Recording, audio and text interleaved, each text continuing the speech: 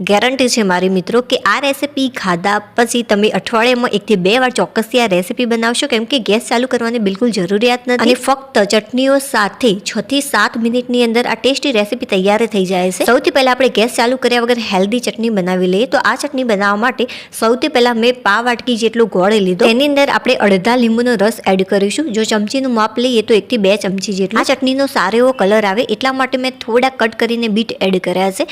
બીટની જગ્યાએ તમે ટામેટાનો પણ ઉપયોગ કરી શકો છો। એકદમ લાલ કલર જો જોઈતો હોય તો તમે ટામેટું પણ યુઝ કરી શકો। જો મિત્રો તમે આની અંદર ટામેટા એડ કરવાના હોય તો તમારે લીંબુનો રસ બિલકુલ પણ એડ નથી કરવાનો। 1 વાટકી જેટલા મમરા અને 2 થી 3 ચમચી જેટલા સિંગદાણા એડ કરીશું કે જેથી આનો સારો એવો માવો થાય અને મેં સારી રીતે ક્રશ કરી દીધું છે। હવે આપણે થોડુંક આની અંદર પાણી એડ કરીશું અને આને મિક્સ કરતા રહીશું। તો આની અંદર હું પા વાટકી જેટલું પાણી એડ કરું છું। જો જરૂર લાગે તો તમે ફરીથી પણ પાણી એડ કરી શકો છો। તમને જેટલી થિકનેસ પસંદ હોય એ પ્રમાણે તમારે આની અંદર પાણી એડ કરવાનું અને જો ગળપણ કે ખટાશ ઓછી લાગે તો ફરીથી એડ કરી અને આને ક્રશ કરી લેજો તો એકદમ પરફેક્ટ ચટણી તૈયાર થઈ જશે। તો જે આ ચટણી છે એનો સ્વાદ ગળપણ અને ખટાશથી ભરપૂર હશે। તો મિત્રો તમે જોઈ શકો છો કે આપણે ખાંડનો ઉપયોગ કર્યા વગર કોઈ પણ પ્રકારની આંબલી કે ખાંડ કે લીંબુના ફૂલ પણ આપણે એડ નથી કર્યા, છતાં પણ બહુ જ સરસ મજાની એકદમ હેલ્ધી ચટણી તૈયાર થાય છે। તો ચોક્કસથી મિત્રો આ રીતે બનાવજો। જો તમને પસંદ હોય તો મરચું પાવડર પણ એડ કરી શકાય છે આની અંદર। રોટલી સાથે ખાશો તો ખરેખર બહુ જ સરસ લાગશે। તમે જોઈ શકો છો કે આની અંદર મેં પા વાટકી જેટલું પાણી એડ કર્યું, થોડું થોડું એડ કરીને, તો આ ટાઈપની થિકનેસ પરફેક્ટ છે આની। ચાલો હવે આપણે દહીં લઈ લઈએ। અહીંયા મેં 1 પાઉચ દહીંનું લીધું હતું જે 10 રૂપિયાનું આવે છે, બસ એ જ। જો વાટકીનું માપ લઈએ તો 1 વાટકીથી થોડીક ઓછી દહીં લીધી। હવે આપણે આની અંદર સારા એવા પ્રમાણમાં ખાંડ એડ કરીશું। અત્યારે મેં 4 થી 5 ચમચી જેટલી ખાંડ એડ કરી છે। તમને જેટલું ગળપણ પસંદ હોય એ પ્રમાણે તમે ખાંડ એડ કરી શકો છો। જો તમારે ખાંડ યુઝ ન કરવી હોય આની અંદર તો ઝીણો કટ કરીને ગોળ પણ એડ કરી શકાય। તો એકદમ હેલ્ધી રેસીપી આ તૈયાર થઈ જશે અને સારી રીતે મિક્સ કરતા રહેવાનું છે કે જેથી જે ખાંડ છે એ ઓગળી જાય। હવે હું આને સાઈડમાં મૂકી દઉં છું અને વચ્ચે વચ્ચે આને મિક્સ કરતી રહીશ કે જેથી જે આ ખાંડ છે ઓગળી જાય। તમે દળેલી ખાંડનો પણ ઉપયોગ કરી શકો છો આની અંદર। ચાલો હવે આપણે બનાવવાના છીએ સરસ મજાની ગ્રીન ચટણી ગેસ ચાલુ કર્યા વગર। ખરેખર સુપર ચટણી લાગે છે આ ચટણી। તમે રોટલી કે પરાઠા સાથે ખાશો તો પણ બહુ જ સરસ લાગશે। સૌથી પહેલા મેં લીધો છે મિક્સર જાર। હવે આપણે એડ કરીશું 1 વાટકી જેટલી અહીંયા મેં કોથમીર લીધી છે। તો પાણીની અંદર સૌથી પહેલા આપણે કોથમીર એડ કરીશું અને પાણીમાં આ સારી રીતે મસળીને આને સાફ કરી લેવાની કે જેની અંદર જે ગંદકી હોય, માટી હોય, બધું જ દૂર થઈ જાય। ત્યાર પછી આપણે નીચોવી અને પાણી ન રહે એ રીતે અહીંયા મેં નીચોવ્યું છે। હવે આપણે આની અંદર મૂકી દઈશું મિક્સર જારની અંદર। તો એ લઈશું આપણે 1 વાટકી, નાની 1 વાટકીનું મેં અહીંયા માપ લીધું છે। આ જે ગ્રીન ચટણી છે બધા અલગ અલગ રીતે બનાવતા હોય છે, બટ મેં થોડીક અલગ રીતે બનાવી છે કે જેથી ટેસ્ટી બહુ જ લાગે છે। ચાલો હવે આપણે આની અંદર એડ કરીશું થોડુંક મીઠું, બહુ વધારે એડ નથી કરવાનું। 1 નાની ચમચી જેટલું મેં મીઠું એડ કર્યું છે। આની અંદર જીરાનો ટેસ્ટ વધુ સારો લાગે છે તો 1 નાની ચમચી જેટલું જીરું અને થોડીક આખી ખાંડ એડ કરીશું, 2 મોટી ચમચી જેટલી। હવે થોડોક લીંબુનો રસ એડ કરવાનો છે। અહીંયા મેં અડધા લીંબુનો રસ લીધો છે, વધારે નહીં લઈએ કેમ કે આની અંદર એક બીજી વસ્તુ પણ એડ કરવાની છે કે જેથી જે આ ચટણી છે એ વધુ ટેસ્ટી લાગે।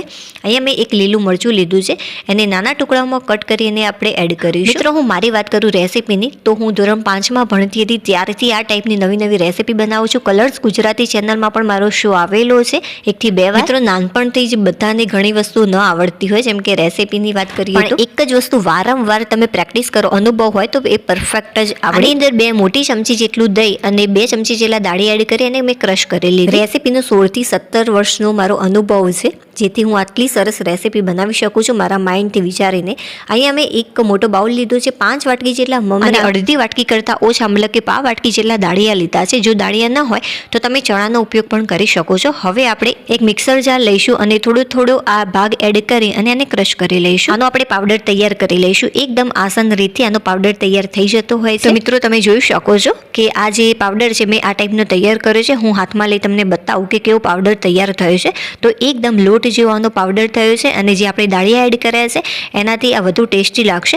જો તમારા જોડે દાળિયા કે ચણા ન હોય તો ફક્ત મમરાથી પણ તૈયાર કરી શકો છો। તો 5ની જગ્યાએ 6 વાટકી જેટલા તમારે મમરા લેવા। ચાલો ભાઈ ગ્રીન ચટણી તૈયાર છે, હું આનો ટેસ્ટ કરી લઉં। ખરેખર ફ્રેન્ડ સુપર A1 બની છે, ગળપણ, ખટાશ અને તીખાશથી એકદમ ભરપૂર છે।